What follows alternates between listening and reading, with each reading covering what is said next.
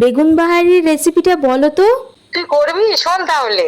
প্রথমে বেগুন আর আলুটা লম্বা লম্বা করে কেটে ভালো করে ধুয়ে নিবি। তারপর কড়াইতে তেল গরম করে একটু হলুদ দিয়ে আলু আর বেগুনটা ভেজে নিবি। লাল লাল করে ভাজবি কিন্তু। ভাজা হয়ে গেলে তুলে নিবি। ওই তেলে পাঁচ ফোড়ন, পেঁয়াজ কুচি আর টমেটো দিয়ে দে। পেঁয়াজ টমেটোটা ভালো করে ভাজা হয়ে গেলে রসুন বাটাটা দিয়ে দিবি। পেঁয়াজ টমেটোর সাথে ভালো করে রসুনটাও কষে নে। একে একে মশলাগুলো দে।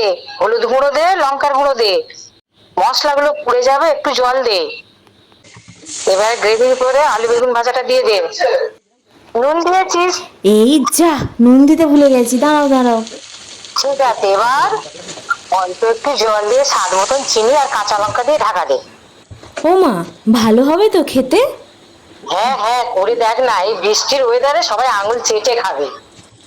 এবার ঢাকা খুলে ধনে পাতা গরম মশলা দিয়ে নেড়ে চেড়ে নামিয়ে নিবি। একটা আলু চিপে দেখবি সিদ্ধ হয়েছে কিনা। ঠিক আছে। এবার নাও, গরম গরম রুটির সাথে পরিবেশন করো। ঠিক আছে।